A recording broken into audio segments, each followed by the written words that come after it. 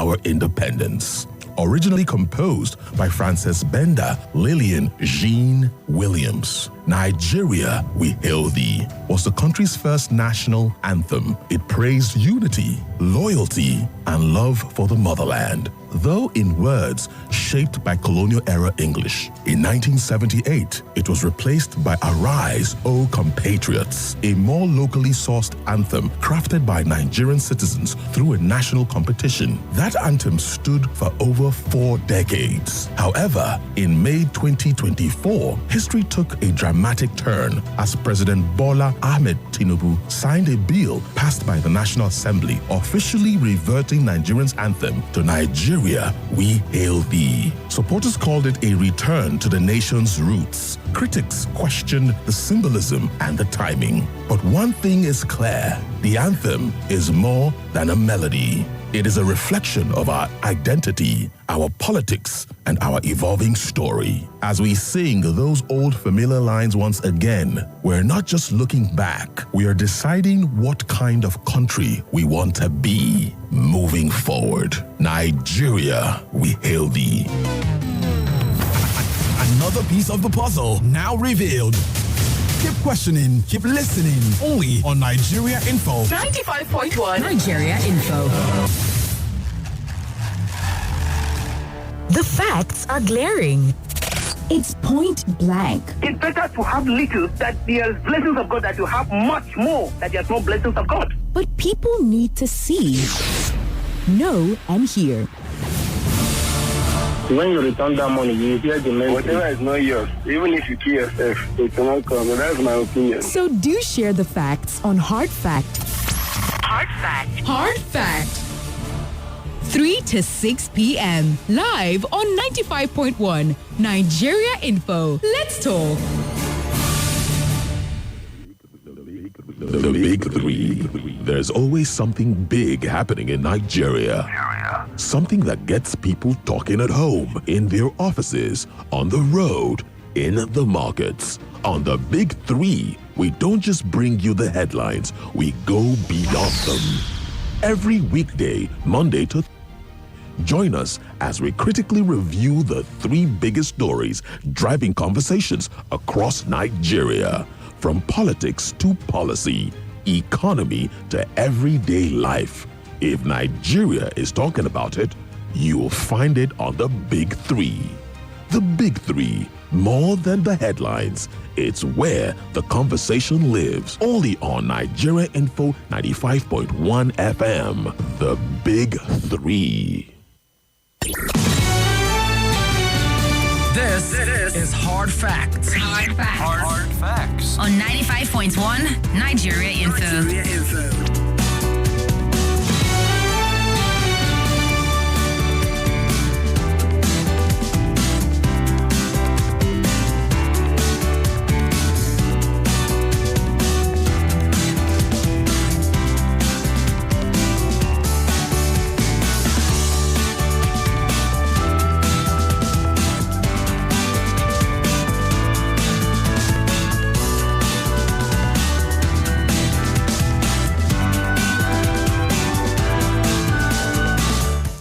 Good afternoon and happy new month to you and you and you. Yes, all of you listening in on the show this afternoon. Welcome to the last month in the year 2025.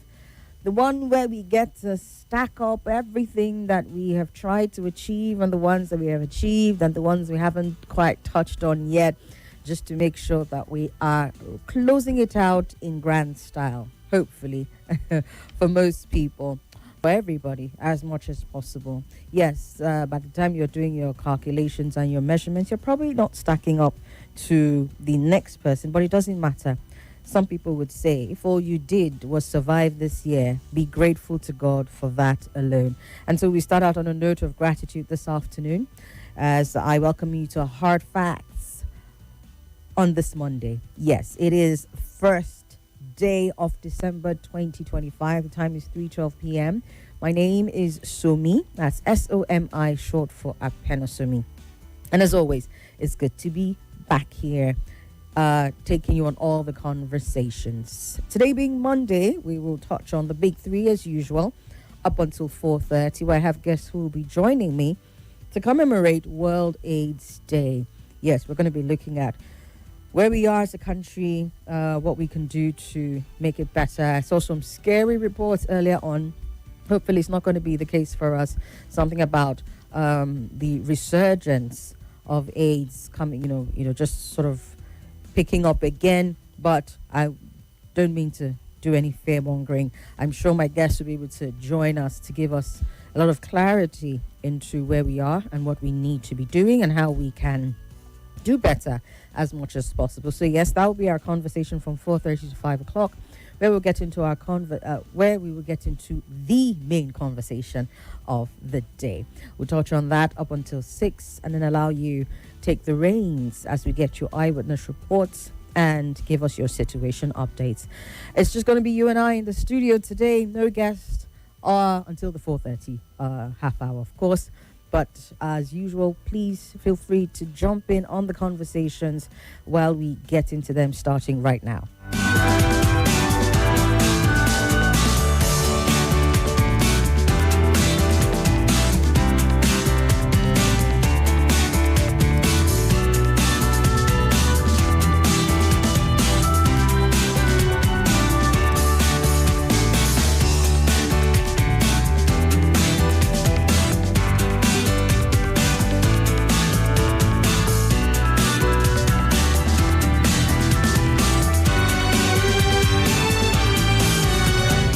All right, we'll start off with the case concerning a top man in former administration, looking at the AGF himself, Malami, taking on an invitation by EFCC. That happened over the weekend, sometime late last week into the weekend.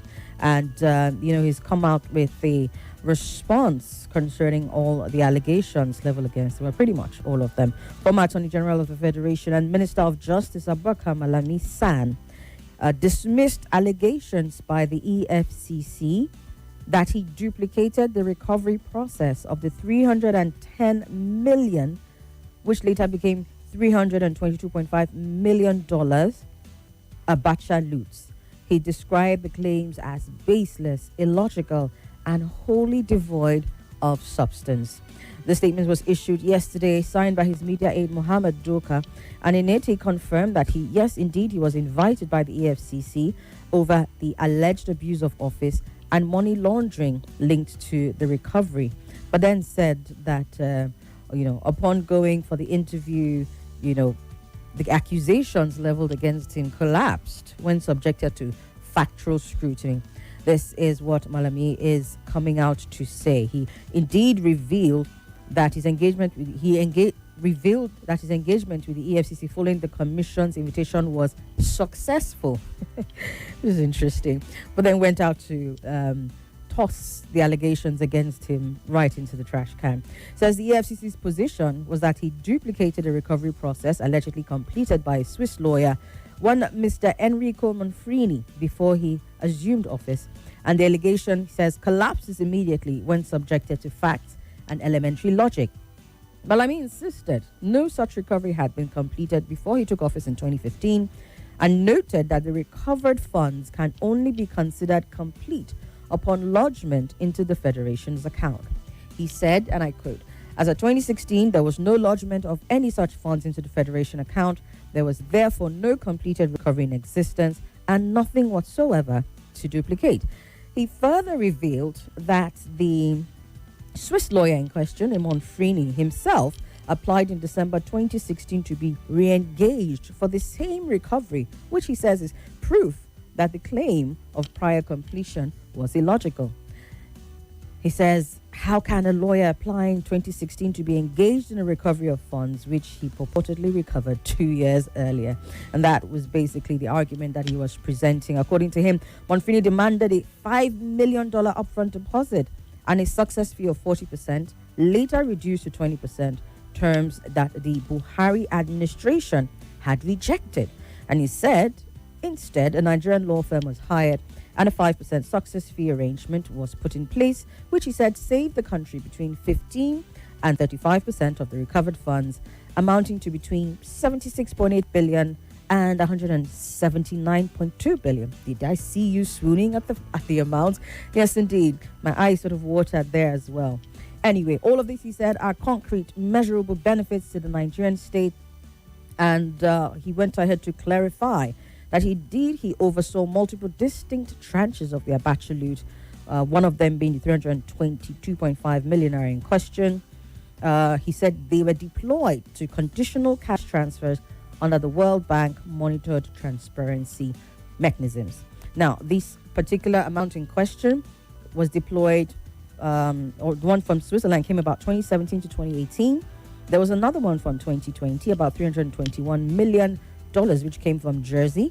It said that was earmarked for major infrastructure projects, including the Lagos-Ibadan Expressway, the Abuja-Kano Road, and the second Niger Bridge. And any attempt, he said, to conflate these distinct recoveries or to portray a lawful cost-saving recovery process as duplication is misleading. These are the words coming from Malami after his visit with the EFCC. The EFCC has yet to say anything else concerning the pushback, if you will, from the former AGF. But he seems pretty confident that, their figures were baseless indeed. But let's see. Let's even look at the amounts in question and what he said that they were deployed to, looking at everything from the CCT to the major infrastructure projects, including the ones mentioned, Lagos-Ibadan Expressway, Abuja-Kano Road, and Second Niger Bridge. These are funds that were deployed between 2017 to 2020. It's about a 3-year term. And here we are 5 years after.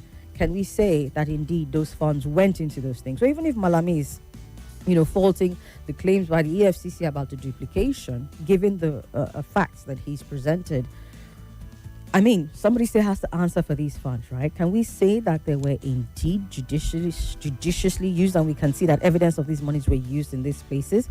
I mean, we're talking about upwards of $300 million in both cases, right? One of them which he was, spotlighted for, and then the second one.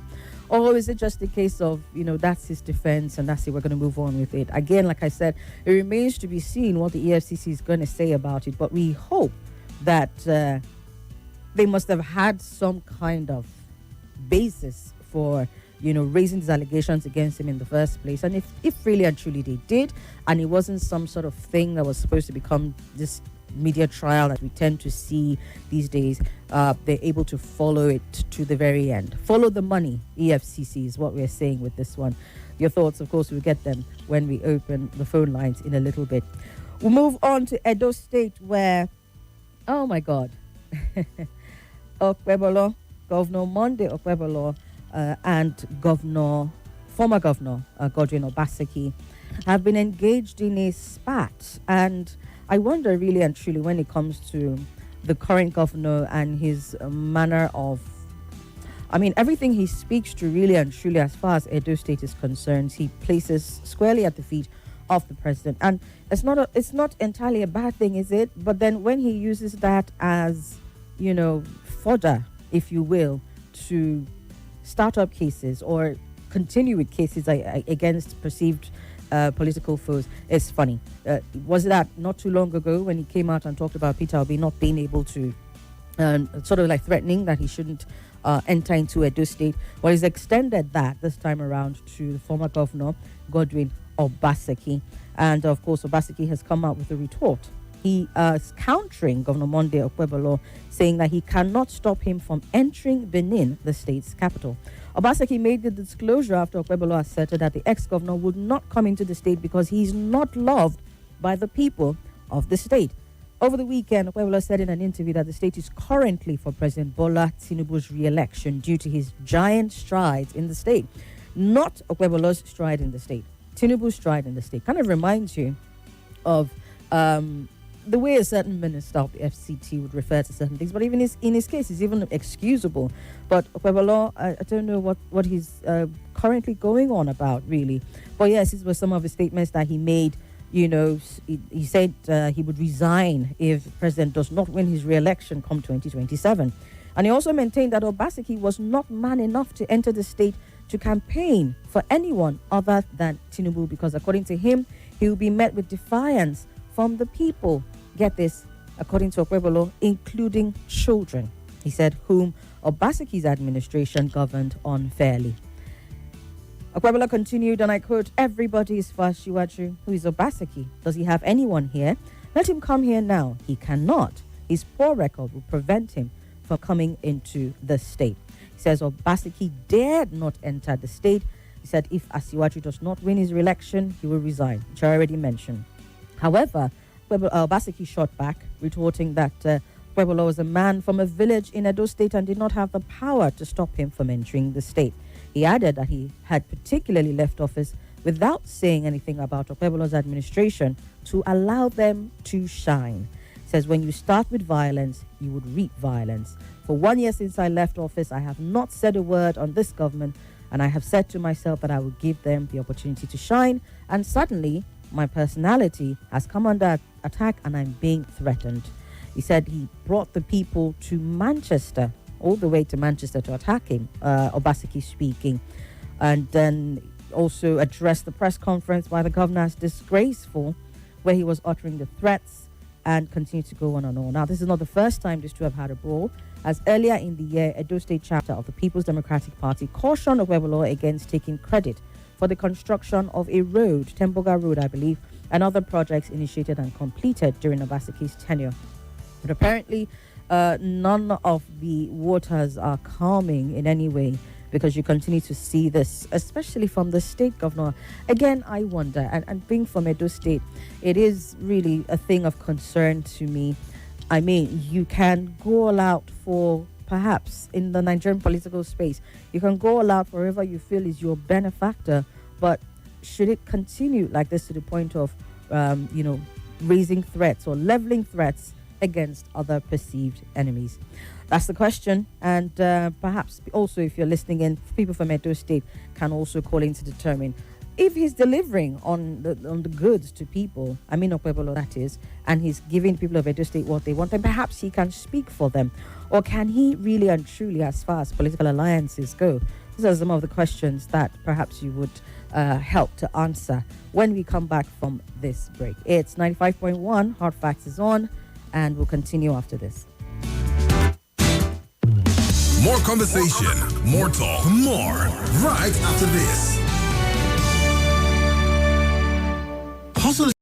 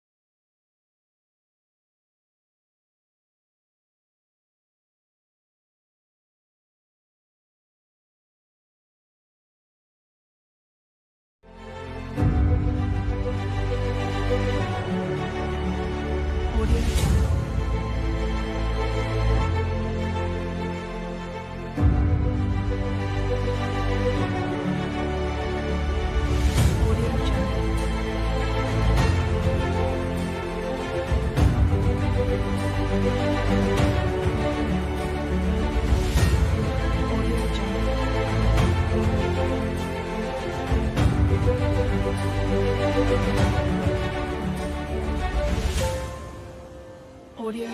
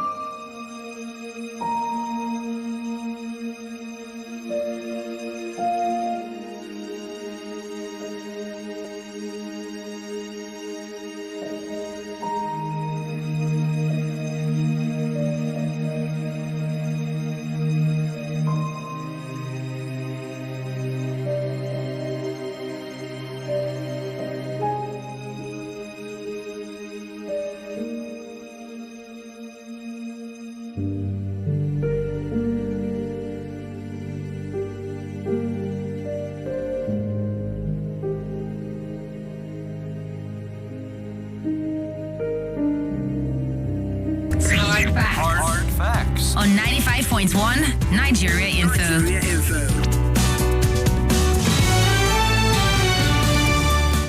All right, we will wrap up our conversation on the big three. Or better still, I would wrap up this element where I put out the big stories on the big three, so to make way for you to get in by calling in with a security situation roundup, if you will. Starting with what happened in Taraba State, where the Nigerian army reportedly arrested a police officer who was found to be colluding with militia in the state. Now, this in the midst of renewed outbreak of communal violence in Usmanu, a village near the Karim Lamido local government area of the state. According to Premium Times, troops of the 6th Brigade under Operation Peace Shield said they neutralized 4 militia members and recovered a cache of weapons, including 3 Dane guns, a fabricated AK-47 rifle, 25 rounds of 7.62mm ammunition, and 2 motorcycles reportedly used in the attack. And the police officer who was found to be colluding with them was apprehended at the scene for allegedly aiding the militia group. The army confirmed that the officer is under investigation and authorities are profiling the suspect to determine the extent of the involvement. It'd be very, very, very rewarding, I believe, if in the course of their investigation and interrogation, they're able to track it all the way to the top. Again, because conversation around funding and sponsorship and what have you, always very key to putting an end to the situation in these communities. And this is not just concerning this state in question, not just Taraba State, because as we've seen, even over the weekend, despite some gains here, we continue to hear of kidnapping cases across states like Ogun, Sokoto, Kogi, and the likes. Even Borno State, where the military is said to have rescued the 12 teenage girls that were kidnapped about a week or so ago. 12 teenage girls abducted by the members of Islamic State West African Province, ISWAP, in the Askira Uba local government area of Borno State apparently regained their freedom on Saturday. And while that was happening, we got reports again about a day later, thereabouts, less than 24 hours, of another kidnapping within the state. At this point, it's so difficult to keep up with the numbers. I promise you, I tried. It was a struggle. But let's stay on the story. Military source told correspondents of Daily Trust that the girls were rescued from ISWAP terrorists during an operation by the troops. But as you would expect, it's becoming a thing, really, embarrassingly so, but it's becoming a thing. Perhaps further investigation may reveal even more. But yes, while the military said the girls were rescued, sources from the community said they paid 10 million naira ransom with some items to the ISWAP members to secure the release of the young girls. According to the military source, the girls were rescued by gallant soldiers on patrol and evacuated to a secure military facility where receiving medical care and psychological support, as at the time of the filing of the report, which was earlier on in the day, and said that they would be released to their families. But a relative of one of the girls said he was among those who delivered 10 million naira ransom with some items after they established contact with the terrorists. According to him, acting on the directive of the insurgents, they walked a very long distance into a thick forest before arriving at a location where the terrorists intercepted them. He said, "We spent a day walking aimlessly on foot in the vast bush, looking for the location given to us by insurgents," which also brings to mind the question, was there coordination? Like, did the military know that this was going on? Or did the relatives of these children carry out these activities independent of the military sources? It's all a bit muddled up, really and truly, because the military saying they rescued them, okay? And you're having the parents or relatives of one of the girls saying otherwise. They said they wandered in the bush from morning all the way up to evening the next day before the insurgent traced them at a different location because it was a separate location from where they kept the girls, and they collected the money and other items. And they demanded before releasing the girls to them. So on one hand, you're having the relatives saying that the girls were released to them, and on the other hand, you're having the military say that they rescued the girls after an operation. Now, if you recall, they were abducted on their farmland when they went to harvest their crops. And last Tuesday, the insurgents reached out to the family members demanding 10 million naira. Now, as far as the security forces are concerned, the police in the state, as a matter of fact, when contacted, according to the Daily Trust, the spokesman of the police state command, the Borno State Police Command, ASP Nahum Kenneth Dasso, said he was not aware of the development, but promised to reach out for an update and revert. And as at the time of the filing of the report, he had yet to respond. And so, how do we keep up? How do we keep up? It's still happening. We're getting people regaining their freedom. Some escapes here and there, but the attacks still continue. And so there needs to be some sort of synergy. I don't know how else to explain it. Lastly, on the security roundup for this afternoon, police are said to have rescued 40 victims of human trafficking, including 33 males and 7 females, from a bungalow here in Abuja, Orange Market, Maraba, in the Karo local government area of the state, to be specific. So police on this one. Victims apparently were mostly Malian nationals who were lured to Nigeria with promises of job opportunities in France. Imagine the irony. Anyway, according to the report, they were held captive and forced to contact other potential victims to join them in Nigeria. Mali is one of the states that just had one of the more recent states, or in more recent times, that had a coup. And you're having people trying to get out of there to come to Nigeria, apparently, on their way to France. Anyway, the CP said the police acted on credible intelligence and swiftly mobilized the team to the scene where they rescued the victims. 33 males, 7 females, all Malian nationals, with the exception of one person who was from Ivory Coast, were rescued here in Abuja. There was a prime suspect who was arrested, an Abdullahi Berta, a Malian national. Yes, he was arrested after a manhunt launched to apprehend him and other members of a trafficking syndicate. The rescued victims are said to have been handed over to the Nigerian Immigration Service for further investigation and necessary action. That's the security roundup. I'm going to be doing that as much as possible, at least 2 or 3 times in the week, just to get an idea of what's going on, because we cannot afford to not talk about it, but also it gives us the opportunity to ask very pertinent questions, especially as it regards, for example, what happened in Borno State. 2 different reports coming out. One where the relatives were the ones who secured the release, or while on the other hand, the military saying they conducted an operation and got the release of the girls. All while we still get reports of people being abducted. I think in the Kogi instance, there was one on Saturday that happened along the East Solo axis. It was said that they operated for hours unhindered, unchecked, and made away with an unspecified number of people. Still yet to confirm that, before another incident then happened the next day. So yes, that's our security roundup. We use that to open up the phone lines and let you get in and share your thoughts on the story so far. 0700951 0000 0809 597 4869, and on WhatsApp it's 0809 993 0137. Let's talk.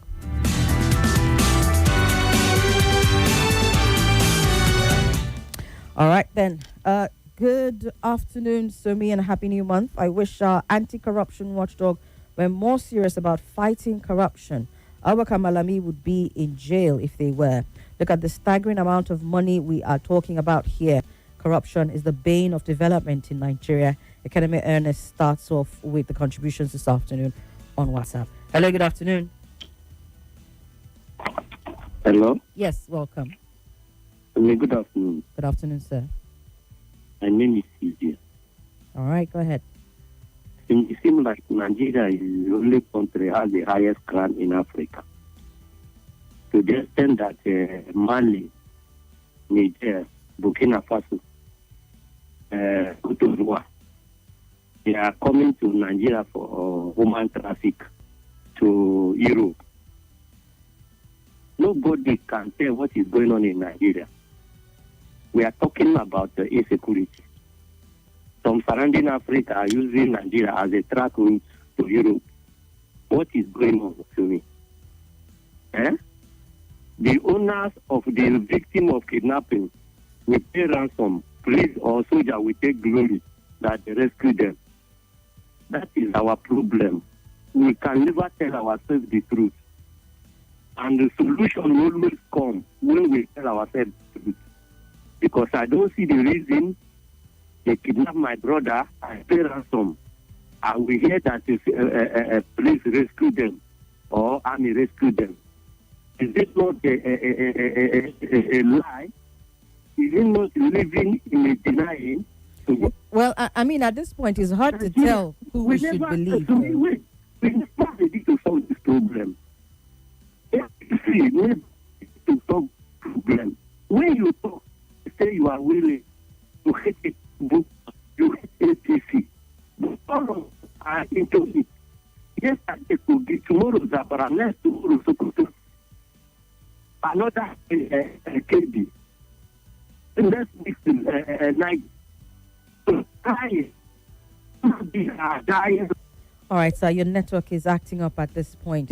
But yes, thank you for your thoughts. Perhaps you can call back to wrap it up, but just only for a few seconds.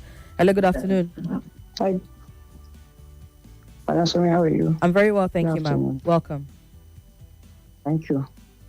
Happy new month. Same to you. The last month of the year. Indeed. May Allah make us see the end happily.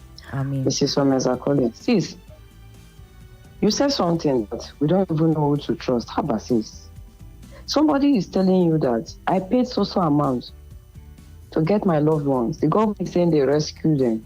And you are now saying it's difficult. I mean, I need to dig in a little deeper to get the details of that story, don't you think? That's my work as a journalist. Dig a little deeper, okay, which I will so, do. But yeah. Do so because so many people are aware that somebody will regain freedom and the government will say they rescue. The family will say this is not the first time. And the truth of the matter is this. You know, we have, whether it's pronouncement that don't pay ransom. And on this platform, on several occasions, we deliberated on it that if you have your loved one, even me now that so many people do not love me, if peradventure you announce that my enemy is adopted and they're asking for money, sis, people are going to, out of empathy, that's the kind of persons we are in this country, they will contribute money so that I will regain my freedom.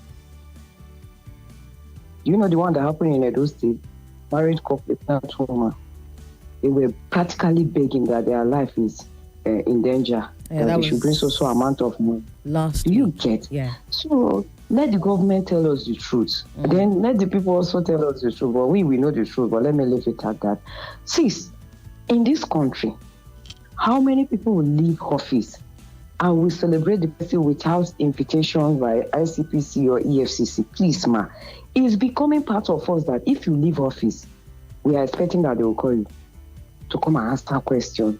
What is it with us with this corruption that is not making us to move forward, for God's sakes? At the end of the day, we enter plea bargain. At the end of the day, you will sentence these people. The court will spend time, resources, and everything. Then they will give them presidential pardon. We have systemic issue that we just have to address. Yes, ma'am. Today is Malami. Tomorrow will be another person. And the issue of Edo State, my governor, please, sir, stop telling people to stop going to the state. If you have any evidence against anybody, you know what to do. You are not the law court to start telling people, you start excommunicating people, don't come to the state. If you know that your record is straight, come to the state. It doesn't speak well. You started with Peter Obi. Today you are doing it with Obaseki. All right, ma'am. Edo is shining indeed. Thank you. Thank you so much. Thank you. Hello, good afternoon. Hello. Hello. Please call me back. Hello, good afternoon. Hello, good afternoon. Welcome, sir. Yeah, my name is KGB. All right, go ahead. Yes. It's just as Obeza was saying it, I think. When you see, this is the implication of, or the bad things in having a certain group coming to power. I'm talking of APC coming to power. You see, you see anything, you hear anything, every negative thing takes place because wrong people are in power. Because in doing that, you see that installing anybody as a governor. Imagine this illiterate tongue telling Obaseki not to come to the state. I mean, I governor, imagine. and saying to the hearing of. He said so to Obina. Obina is more this thing, more on the ground than him in a and he's now telling the son of the soil, talking of that is not to come. And he's saying to the hearing of people. Even the way he speaks, you know that he's nothing. He's just a governor by error. How is he a governor by error? He did not win the election now. They just announced him. He's a governor by error. And he doesn't even realize that. Oh, man, we see Nigeria is going down. All right, then. Thank you so much. Hello, good afternoon. Good afternoon. Good afternoon. Prophet Michael Chimoke. All right. Nigeria is a movie, indeed. Nigeria is an agreement. It's playing out country of particular concern. This great nation, that's all I would say. This great Babylon. All right, thank you. Hello. Good afternoon. Yeah, Somi? Yes, sir. Good afternoon. My name is Eken Emenes. I'm calling from Abuja. Oh, you called today. Welcome. Yeah. What is wrong with our politicians, for God's sake? Look at the amount of money, a staggering amount of money we are talking about here. A minister, an appointed minister, not even an elected position. What is wrong with us in this country? In fact, if anybody that doesn't want America to come and help this country is the enemy of this country. That's not true. How can a nation grow like this? It's not possible. With the kind of leaders we have, we cannot go anywhere with them. They are egocentric, wicked, and selfish. Look at the money we are talking about here. How many millions of dollars? I mean, he was able to disprove what the EFCC says. I mean, do we see anything else from the EFCC? According to Malami, there's no other date has been fixed for him to be invited back. Honestly, at this point, I feel like the EFCC should have had something to say. If they're really serious about that process or about that matter, it just seems all very quiet at their end. Could it be that perhaps even if there was something that they had against him, they didn't present their case properly? Could it be a matter of facts that were not well put together? Because if you've seen his response, and if you know the EFCC very well, they would have had some sort of comeback. But he seems very confident. You know what it is for him to go in and come out and say he was successful while bashing the allegations leveled against him. Perhaps they have the what they say now, the burden of proof rests on the EFCC. And again, there's also that thing that we see happening a lot of the time that makes nonsense of some of these cases, even when perhaps they will have had something to hold against some of these politicians. It's a tendency to do this very public invitation. You go, you give them time to, I don't know how else to put it. It just seems a bit very, performative. Like they want to put on a show, they want to put on some kind of performance. We've seen media trials a lot of the time, especially when it comes to some of these elected politicians and the FCC. I mean, where are we with Yahaya Bello till today? Where are we? So maybe it's not so much a case of they don't have something against him. Is that they're not presenting it properly and they're not going about the processes very well. I mean, I'm no security expert. Perhaps I don't have enough background to be able to talk about how they are going about, inviting these people and prosecuting these people. But it just seems like when it comes to these high-level, high-profile politicians and elected officials and what have you, there needs to be a more comprehensive way to go around it that will get the results that we want. Just saying. I remember the other day when they were talking about how many convictions that they've had, and we asked how many high-profile people are there. Because most of the time, more often than not, what we see is some huge media splash of, we've invited this person, we've done this with this person, and then it just sort of fades away from there. But then again, perhaps it's me. Hello? Hello? Yes, good afternoon. Hello? I can hear you, afternoon. sir. Welcome. Go ahead. Let me talk briefly on Malami. Honestly speaking, if the former minister is in APC, he left APC to another political party. If he's still in APC, nobody will even say anything about it. What transpired in the last dispensation. So you see, it's like some people, they use EFC Rottweiler, what is called Rottweiler, to hunt them down. Whereas some people, because if you look at even this current administration, there are people that have corrupt cases all over the court. What have they done to them? Nothing. So, of course, they even say one time that if you join APC, your sin will be forgiven. And also, you see most of these people governor running to APC because of that. So if Malami was to be in APC, who will bring that case against him? So I don't know whether it's a government of victimization, victimizing people that are not members of APC, and so on. But apart from that, for Malami had a very bad record when he was a minister of justice and so on and so forth. So what I call nemesis, what we do, anything that we do in this world, one day, that nemesis, the karma, what they call the karma will surely take its place. That is the truth. So most of this is happening to these so-called politicians. It's what they did in the past is haunting them.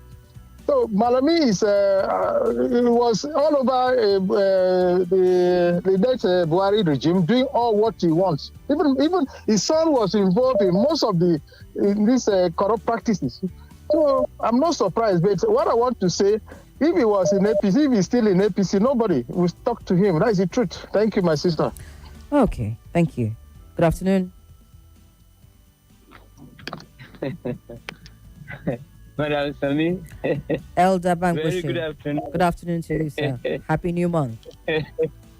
I wish you the best. Yes. I don't laugh at that man say our people that going to be named is something governor. Honestly, I love that caller that said that we can't grow under these people here. Honestly speaking, see, not be today. These other people, they are dragging the country backward every day. And Tinubu keep appointing them.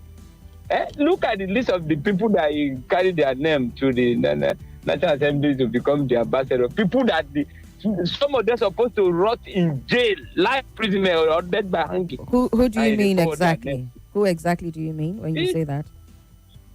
Some name that you forward to the National Assembly today. Yes, I know. I'm just trying to understand who of the names. There were 32 names? Yeah. Those names are there, not be two.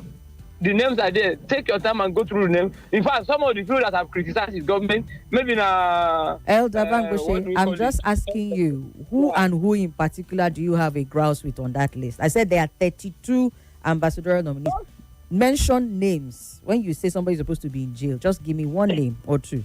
Who are you referring to? Then they're there. Okay.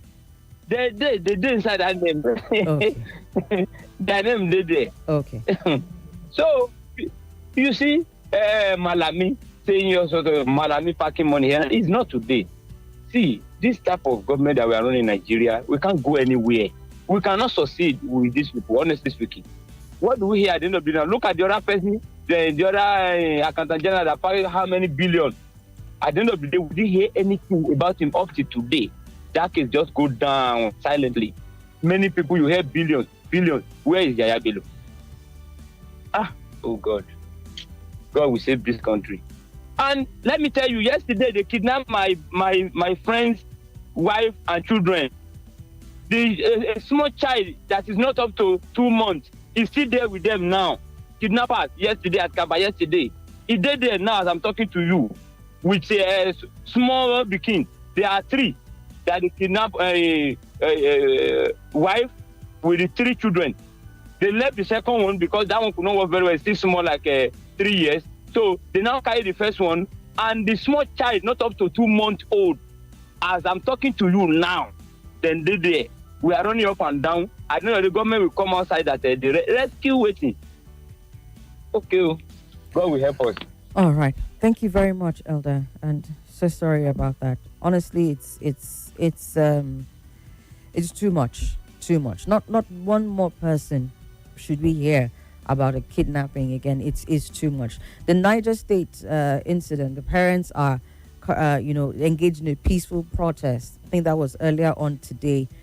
Saying government response is slow, because really and truly, if there is, despite the laws in place about not paying ransoms, if really and truly there's some sort of unspoken ransom payment going on, how many will they be able to pay ransom for? And just imagine if really and truly people are even able to raise, even if it's 500,000 or 1 million per each instance or each case. Do you know how much money is being fed to these bandits and terrorists? So, I mean, we could go on and on and on about what needs to be done. You've heard the approach that the government needs to take. At this point, we're just putting it out there so that we don't become numb to the happenings and the going ons. But it is quite a lot to keep up with, really and truly.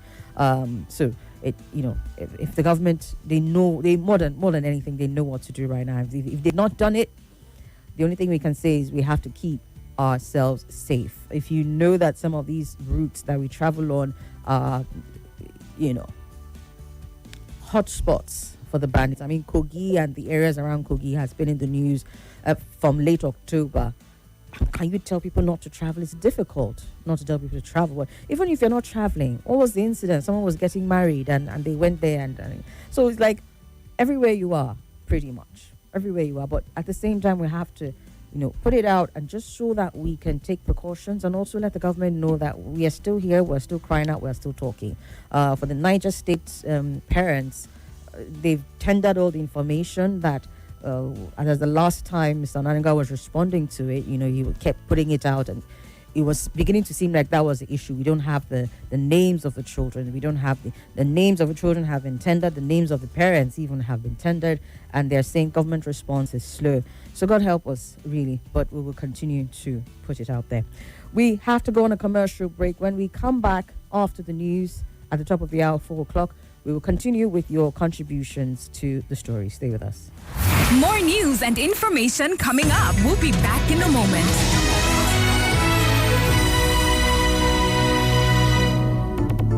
Abuja, are you ready?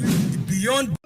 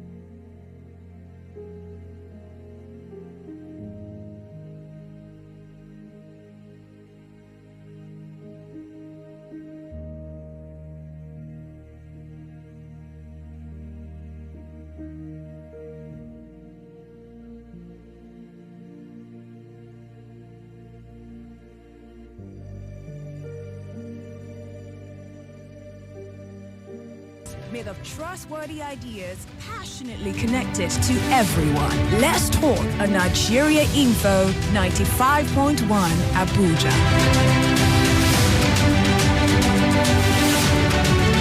There are rights written in black and white in Nigeria's constitution. Rights that belong to you. This is Nigeria.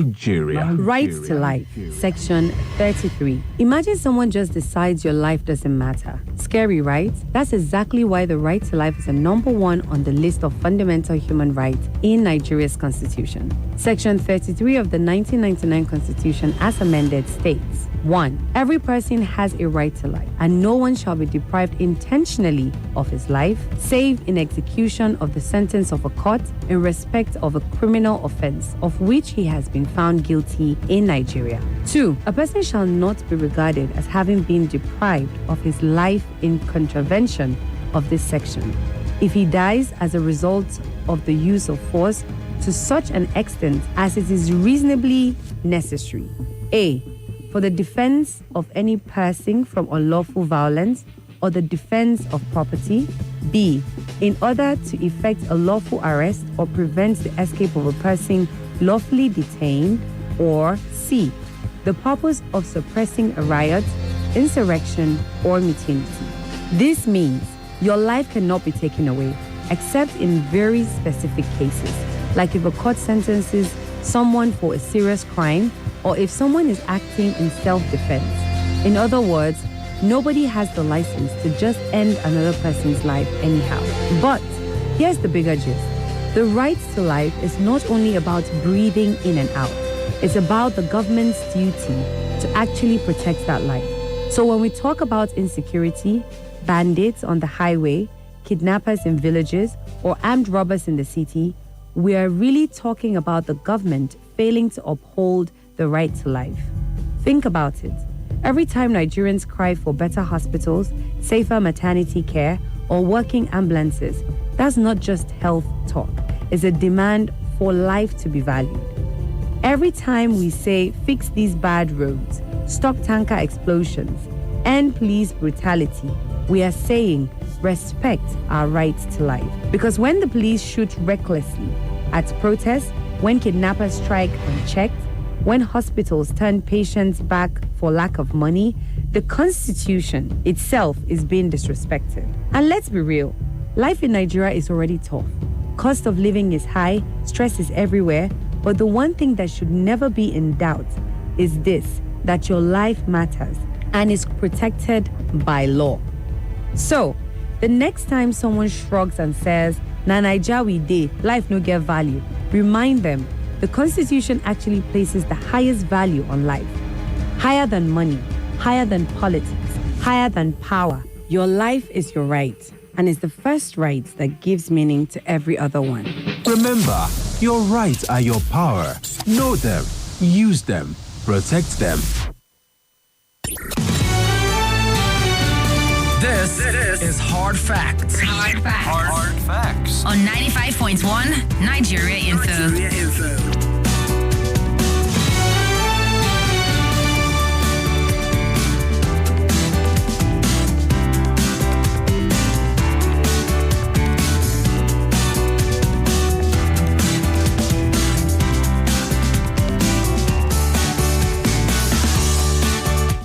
All right, let's get back to it. I'll start with WhatsApp, where I've had some messages pending.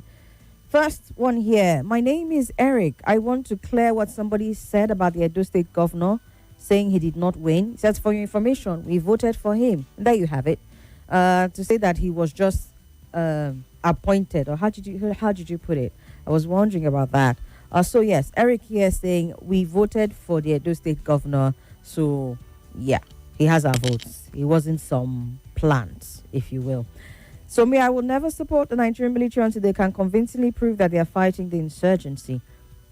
The people, on the other hand, are to blame too. Relatives of victims of abductions are going with ransoms to free their loved ones without informing the military to follow up and lay ambush on these criminals. This is the way some people are sabotaging the fight. When they have ransom, they go secretly. When they don't have, they turn to the security agencies and the government. We Nigerians too are very good in abating crisis, Israel says. As for Kwebolo, he once told his cabinet members that whoever does not wear Tinubu cap will not be allowed to attend State Executive Council meeting. He warned Peter Obi not to visit the state. This is a man who struggled to pronounce figures of state annual budget, yet could not call it well.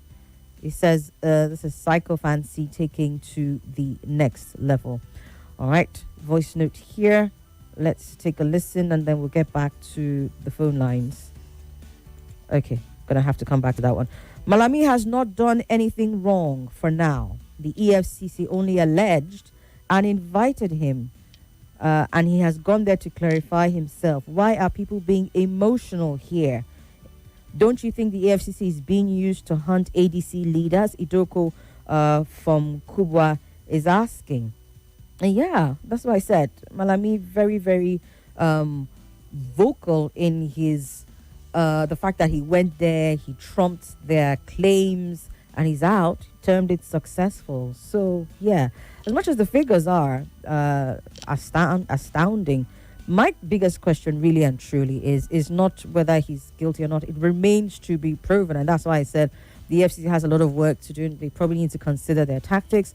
But as far as those monies and what he says he supervised them being used for, I think that's where perhaps we would like a little more clarity.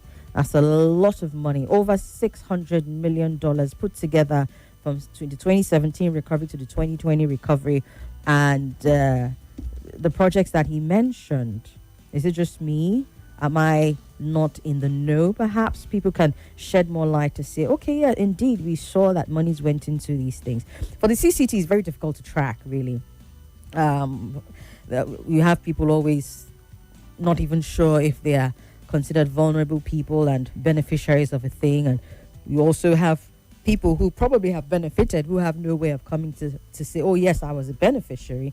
I mean, you don't see that happening often. That's for the 322 billion, which he was fingered in. But for the other one, where he says it went into capital projects, it's a question of can we measure that those monies were actually put to use, and we could see that those monies were put to use. Our citizens, we know what we want, but because of court and INEC, our choice, Nigerians must wake up. We must find solution to this. This Edo state governor, now look at how he's behaving. That is how all of them are behaving. Check the former one in Imo State, the same thing. So Nigerians must find a way of telling INEC, and Nigerians must find a way of telling INEC and court to affirm their own choice. I still laugh with the apologies. I don't know what they think. Know what they think they are doing. How can somebody keep money that he will never finish? The fourth generation will not. What is it for? And how do you think it will end well in your life? It is very shameful. And I want to tell EACC not to forget about the late SGF, the one that died during Buhari. I want to remind them, because he died does not mean that our money in her account have died too. We want to know the whereabouts. Thank you. My name is Chimeze from Gwagwalada. All right, thank you, Mr. Chimeze. Hello. From Gwagwalada. All right, thank you, Mr. Chimeze. Hello. Good afternoon, Somi. Good afternoon. Happy New Month. Same to you, sir. Thank you, my sister. Comrade Abubakar calling from Gwagwalada. All right. Thank you. Issue of corruption is quite unfortunate that we are the kind of people we are as a people, as a nation, that we have not taken anything serious, and we always take things for granted and play politics around everything. Believe me, never before APC come to the government, we have been seeing issue of corruption fighting by EFCC that they have never come to a conclusion one day for Nigeria to be proud of them. Every chairman appointed right from time, I have no any proof that any of them can show that yes, this is what they have done. Apart from a person like Nuhu Ribado, that have shown a little commitment by arresting his boss. Edo State governor is quite very unfortunate. I did not blame him, Because the Abelo make one comment officially that is on social media that you remember that you are appointed, that you are not elected. Don't follow what people are saying or don't follow how the constitution stands by issue of election. As a politician, they have their way to do it. And that is what they are doing. But Almighty God should touch their heart to remember that they come with empty hands and they are... Oh dear, sir. Sorry about that. I think you got disconnected. Okay, let's move it on. Hello? Hello? Good afternoon. Yes, good afternoon. Yeah, my name is Lukman, calling from Zaman. Welcome, Lukman. Yes, the Edo State governor, not surprised with what he's doing. I think Obaseki also did the same thing to Shomole. Yeah. He also threatened Shomole at one point that he should not come to do this and that. So it's a tactics deployed to, they normally see the arrival as an avowed enemy. So they want to do everything humanly possible to make sure they weaken them so that in the forthcoming election, they will not be there to be a threat to their election. So it's a normal thing. Is it though? Look, man, I'm trying to understand when you say it's a normal thing, because yes, there's a lot of politicking that goes on. We can't deny that. Them. Hold on, there's a lot of politicking that goes on, but you want to be careful about certain utterances that you make. When he said, he says he dares not, and then you're looking at an Edo state that has been known to have certain tendencies. If some very unscrupulous elements want to act out now, that's pretty much a threat to life when they come out and make these utterances. So I understand weakening political opponents, but this should not be a normal thing for our politicians. So, but that's part of our political culture, so you can't rule it out. It happens in Kano, and we can cite many examples, both in the past. So it's a culture. It is a political culture in Nigeria, so you cannot pretend as if it doesn't happen like that. I'm not saying it's a responsible practice, but that's the reality, the sad reality on ground. So and Malami, I laugh just like that last caller said it. If they are to investigate anyone, I think Malami will be the biggest of all that will be found culpable of corruption. There is no doubt about it. Why? Malami was the one who pushed Buhari to go and do that swapping, crude oil, whatever swapping that they were doing, that they now collected our money in the future. Then when this government now came on board, he was now looking for money, and that one has no option that to implement subsidies one among other, trade policies. Is this so, allegedly, or you have confirmed proof that Buhari did not act on his own? He confirmed it now. No. They challenged Malami. There was a point they challenged him about $25 billion that was missing. A kind of he said National Assembly does not have the power to ask him questions. That's what he told National Assembly. I remember very well. Yeah. Among other things and secondly, when what's the name of that one, Magu?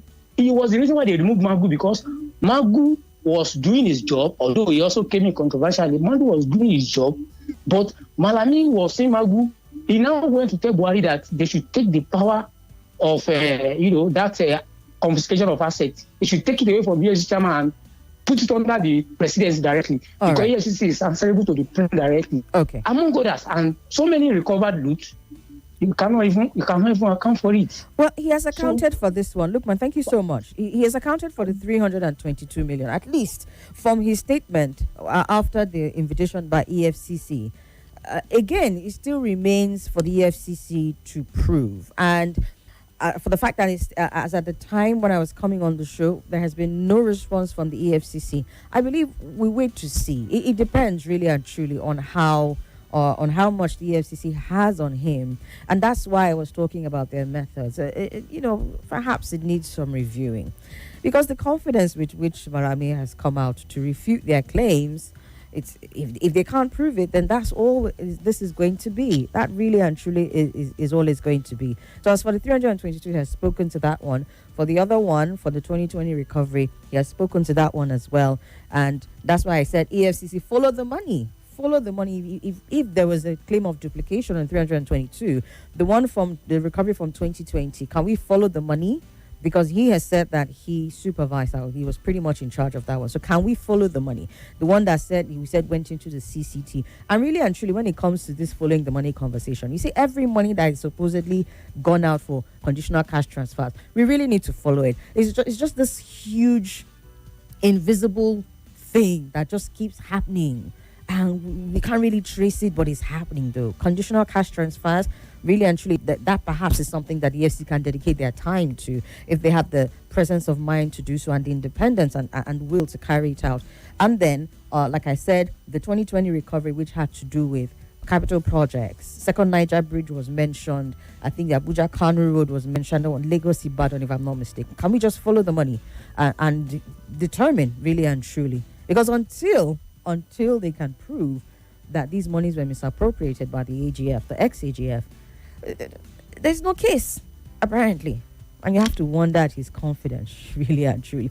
Let us even know that, everything was stacked up against him, and then the courts are the ones that look the other way. But until then, this is what the situation is. All right, we will take this one. Good afternoon, Madam Somi. Happy New Month. I want to comment on the former Chief of Justice. When will our leaders come out clean? Without doubt, just like one of them, and the only person who was so proud to come out and prove he was clean. If we continue like this, the country will never progress. It's quite unfortunate. Ben from Gariki with that one. Good afternoon. Hello? All right, call me back. Hello? Hello, good afternoon. Hello, good afternoon. Welcome, sir. Yeah. My name is Oka. I'm calling from Guarempa. All right, go ahead. My question is, I don't know what EFCC asked. What about the Abacha loot that people went and negotiated before Buhari came? And when the money was spent, Malami went and said there is a cut, a percentage, and a transaction fee that was supposed to pay. That ran into millions of dollars. I mean, that money. We know all those ones. He explained all of that. Abacha loot. This money. He explained. Okay. These monies that he was questioned about are part of the Abacha loot. Yes. Okay. Yes. Because the Abacha loot, people paid, agency was paid earlier, and when the money was to be transferred under Abacha, he went behind again and said there's agency. That means federal government lost two ways. Anyway, Nigeria is a state where the more you look, the less you see. No wahala. Only God knows. It's a relation to Buhari now. We know. No wahala. It's only Abacha that is a criminal. I'm sorry to use that word. The rest are innocent because he died. Until proven guilty. Just watch. No problem. Just watch. Okay. The question is, do we have the systems to track and follow and determine really and truly if there is guilt associated with these people or not? I think I have room for one more call. Perhaps I would just take this voice note. Okay, let's do the call, then the voice note. Hello? Hello, Somi. Yes, sir. Good afternoon. This is Frederick calling you from Jadi. All right, Frederick, welcome. Go ahead. Yeah. Malami, if you look at this whole thing happening, it's so unfortunate that we had people in government called APC, because the truth is that those crop of politicians in that organization brought only shame and pain to Nigerians. That same man that you mentioned, Malani, he was among those. He in person dropped the charges. EFCC make sure they dropped the charges against the former governor of Gombe State, Moses and Goje, just because they wanted him to stop contesting for the position of Senate President for Ahmed Lawan. That was the agreement they had as a minister. So it's unfortunate. Magu can tell you the reality about all these deals they did. Magu was involved. All of them were involved. It was just fortunate that he had an upper chance with the president himself. That's just the only thing. Because if not, all of them, for me, all of them are involved. Most especially that of what we were saying about the funds for the conditional cash transfer. Those money just went off like that, and nothing happened since date. And we still have people, someone like Sadiya Farouk, who are part and parcel of the government, are still facing charges till date. Cases here and there. All of them got themselves involved in all this deal. All right.